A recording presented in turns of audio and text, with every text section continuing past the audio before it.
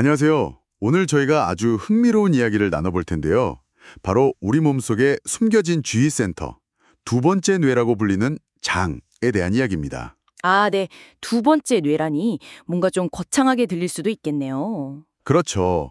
저희가 배신의 식탁, 제2의 뇌 장건강 보고서 이 내용을 좀 참고했는데요. 우리가 매일 먹는 음식이 사실 이 장과 어떻게 소통하고 또 우리 기분이나 건강, 행복까지 어떻게 조절하는지 파헤쳐 보려고 합니다. 네, 특히 뭐랄까 건강하다고 철석같이 믿었던 음식들 있잖아요. 그런 음식들의 어떤 반전, 그리고 우리가 무심코 하는 식습관의 함정 같은 것들을 좀 집중적으로 살펴보면 좋을 것 같습니다. 맞아요. 그럼 먼저 이 두 번째 뇌라는 게 그냥 비유가 아니라고 하셨는데 어떤 과학적인 근거가 있는 건가요? 그럼요.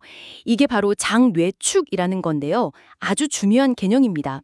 단순히 뭐 기분 따라 배 아프고 그런 차원이 아니라 실제로 뇌랑 장이 미주신경이라는 일종의 초고속 통신망으로 직접 연결되어 있어요. 아, 미주신경이요. 네, 그래서 끊임없이 서로 정보를 주고받는 거죠. 예를 들어 스트레스 확 받으면 바로 배탈 나거나 소화 안 되잖아요. 네네, 그런 경험 다들 있죠. 저도 그렇고요. 그게 바로 뇌가 장에게 어이 지금 비상 상황이야 이런 신호를 즉각적으로 보내기 때문인 거죠. 와, 직접 연결이라니 신기하네요. 그럼 반대로 장 상태가 우리 뇌, 그러니까 기분이나 생각에도 영향을 미칠 수 있겠군요. 정확합니다. 이게 양방향 소통이거든요. 예를 들어 행복 호르몬이라고 부르는 세로토닌 있잖아요. 그거의 90%가 사실 장에서 만들어져요. 90%나요? 그건 정말 놀라운데요? 그렇죠. 장내 미생물 환경이 이런 신경 전달 물질 생성에 깊이 관여하고 이게 미주신경을 타고 다시 뇌로 가서 우리 기분이나 뭐 인지 능력 같은 데까지 영향을 미치는 겁니다. 아, 그럼 장이 안 좋으면 우울하거나 불안할 수 있고 장기적으로는 치매 같은 뇌 질환과도 관련이 있을 수 있다는 거군요. 네, 관련 연구들이 계속 나오고 있습니다. 그런데 안타깝게도 우리의 많은 식습관들이 이 소중한 두 번째 뇌를 좀 힘들게 하고 있다는 거죠. 그 책에서 말하는 식탁 위의 암살자들, 그거 말씀하시는 거죠? 뜨식, 속식, 짜식, 과식, 야식. 네, 맞습니다. 5가지.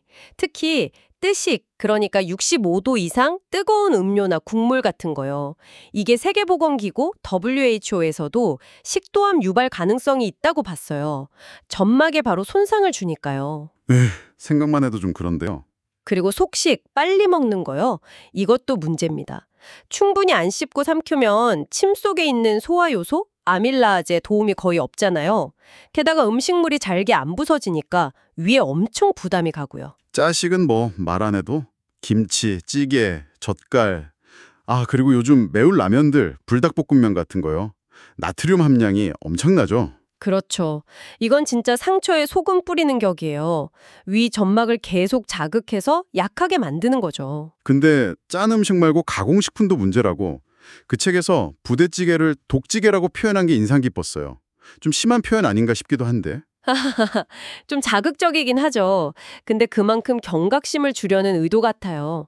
햄, 소세지 같은 가공식품에는 보통 섬유질은 적고 첨가물, 보존제, 지방 함량이 높잖아요. 네, 그렇죠. 이런 것들이 장에 있는 좋은 균, 유익균보다는 나쁜 균, 유해균이 더 잘 자라게 만들어요.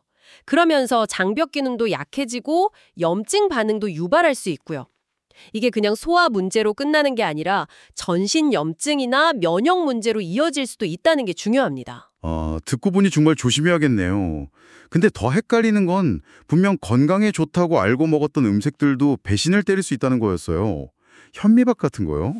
아, 맞아요. 그 부분. 현미가 물론 백미보다 영양은 풍부하죠.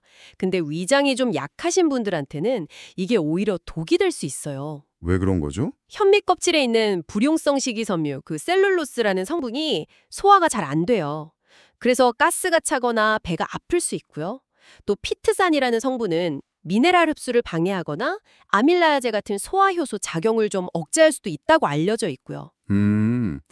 그럼 마치 위가 모래주머니 소화시키는 느낌일 수도 있겠네요. 그렇죠. 비유하자면 그렇습니다. 카페라떼도 좀 충격이었어요. 저는 그냥 아메리카노보다 우유가 들어가니까 위를 좀 보호해줄 줄 알았거든요. 근데 그게 아니더라고요. 네, 저도 예전엔 그렇게 생각했는데 카페라떼는 우유 지방 때문에 음식이 위에 머무는 시간이 좀 길어져요. 소화가 지연되는 거죠. 근데 동시에 우유 칼슘은 또 위산 분비를 촉진해요. 아, 그럼 위산에 더 오래, 더 많이 노출되는. 그렇죠. 거기에 달달하게 시럽까지 넣으면 당분 부담까지 정말 삼중고가 될 수 있는 거죠. 고구마도 마찬가지예요. 건강식 맞는데 식이섬유 많아서 부담될 수 있고 당 성분인 위산을 자극해서 속 쓰리거나 역류성 식도염 있는 분들은 더 안 좋을 수 있고요. 음식뿐 아니라 습관도 문제였죠. 탄산음료 마시면 소화되는 느낌 드는 거, 그거 그냥 가스 배출하는 거고 오히려 식도 괄약근 약하게 만들 수 있다면서요? 네, 맞아요. 그리고 국물에 밥 말아 먹는 거 저도 가끔 그러는데 이게 씹는 과정이 확 줄어드니까 침 분비도 적고 위액도 희석돼서 위가 더 힘들게 일해야 해요. 소화 시간이 길어지는 거죠. 그럼 뭘 먹고 어떻게 살아야 하죠? 다 피할 수도 없고 뭔가 해결책이 필요할 것 같은데요? 가장 중요한 건 제 생각엔 자기 인식이에요. 내 몸 상태를 아는 거. 남들한테 다 좋은 음식이 나한테는 안 맞을 수 있다는 걸 인정해야 해요. 예를 들어 소화 잘 안 되면 현미밥 좋다고 해도 그냥 흰쌀밥 드시는 게 나을 수 있다는 거죠. 내 몸에 맞는 걸 찾는 게 우선이군요. 네. 그리고 균형이랑 보상. 이걸 기억하면 좋아요. 오늘 좀 자극적인 거, 뭐 독찌개 같은 걸 먹었다. 그럼 다음 날은 좀 의식적으로 채소 많이 먹고 맑은 국 먹고 물 충분히 마시고 이렇게 장에게 좀 쉬는 시간을 주는 거죠. 아, 균형과 보상. 좋은데요? 네. 작은 습관부터 바꾸는 것도 중요하고요.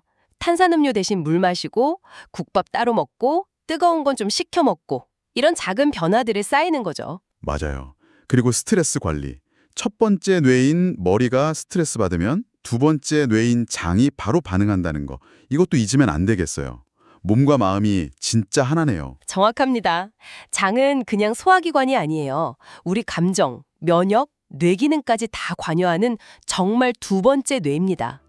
그래서 우리가 뭘 먹을지 고르는 건 그냥 배 채우는 게 아니라 내 몸 전체의 건강과 행복을 결정하는 아주 중요한 소통 과정이라고 할 수 있겠죠. 자, 오늘 저희와 함께 우리 몸의 중요한 지휘센터, 장에 대해 깊이 이야기 나눠봤습니다. 그럼 오늘 저녁 여러분의 소중한 두 번째 뇌를 위해서는 어떤 음식을 선물하실 건가요? 한번쯤 생각해 보시는 건 어떨까요?